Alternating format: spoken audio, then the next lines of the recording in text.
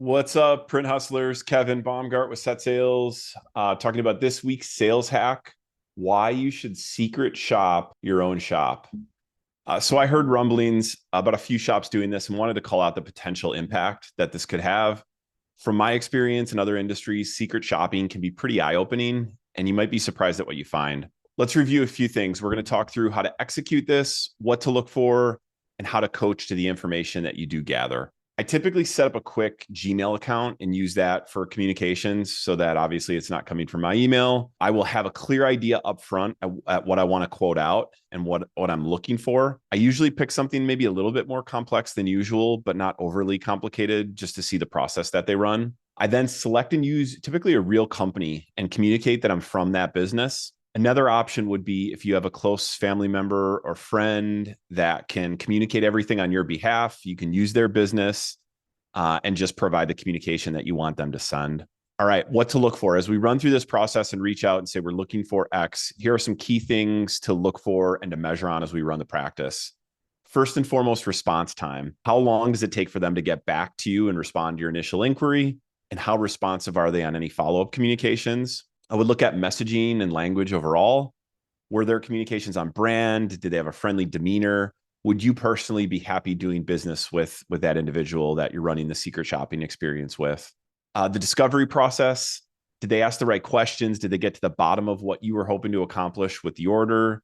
Did they understand the decision-making process or who's involved? Or did they just get the technical details and information needed to quote that job? I would look at quote effectiveness. Like, did the quote that they provide align to really what you're hoping to get?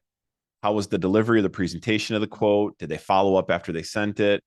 And just really try to understand how the sales process was overall. How to then use the information you gather. So once we run this process, now communicating back to them and using this as a tool, it can be pretty challenging, right? Communicating that you were a fake customer and that you were secret shopping them isn't the most comfortable conversation that you can have. I would communicate the why behind it, communicate how you're focused on making the shop better, and a few things to keep in mind as you're going through the process.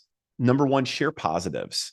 This is not about just constructive improvements. I'm sure you're going to be pleasantly surprised with some of the aspects of the sales process, and share that. Communicate your appreciation for what they did well in the process. I would, number two, follow a coaching conversation model to try to get their insights before providing your feedback to them. So in a typical coaching conversation model, if they are self-aware of what they do, they'll likely come to the conclusion and communicate to you what they could have done better or what they would have done differently. Now, knowing this, it's a much better learning experience, in my opinion, if they come to that conclusion themselves and share with you versus you telling them. Again, show appreciation for their time, their hard work, their dedication to the business, and for running through this process with you. And then finally, share with the greater team. Let the team know the exercise, why you did it, what you got out of it, and use that for a learning tool for other team members as well. All right, that's it. Good selling.